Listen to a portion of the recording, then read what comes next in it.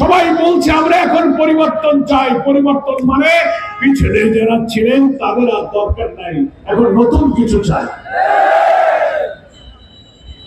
We need change. আমরা পরিবর্তন চাই। সে পরিবর্তন কারা আনবে? ওই পূর্বের দুর্নীতিবাদ, চাঁদাবাজ, মস্তান, খুনি, বাটপারদের দ্বারা এই পরিবর্তন আসবে না। আমরাই পরিবর্তন আনবো। 11 দল। We will lead. আমরা চেঞ্জ, আমরা পরিবর্তন চাই। We will bring the change. আমরাই পরিবর্তন আনবো। ডাক্তার শফিকুর রহমানের নেতৃত্বে ইনশাআল্লাহ নতুন বাংলাদেশের সরকার গঠিত হবে।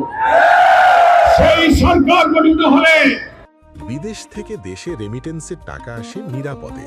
তাই আজই আপনার আপনজনকে বলে রাখুন, রেমিটেন্সের টাকা যেন শুধু নগদেই পাঠায়।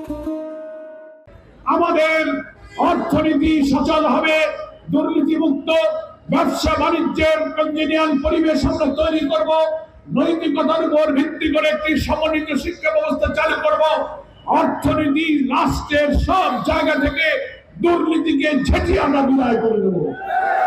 ক্ষমতায় যাওয়ার আগে যারা মানুষ খুন করে, চাঁদাবাজি করে, হিন্দুদের পরিবারে হুমকি দেয়, তাদের কাছে এই দেশের জনগণের জান মাল নিরাপদ নয়।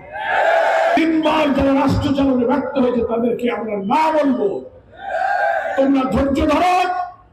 মানবিক বাংলাদেশের নেতা ডাক্তার শফিকুর রহমানের নেতৃত্বে এই জাতির কল্যাণের রাষ্ট্র গঠনের সুযোগ তোমরা দাও। তোমরাও সেই সুফল, সেই কল্যাণ ভোগ করবে। আমরা একদিকে দাঁড়িপাল্লায় ভোট দেবো, আর একদিকে গণভোটে হার ভোট দেবো।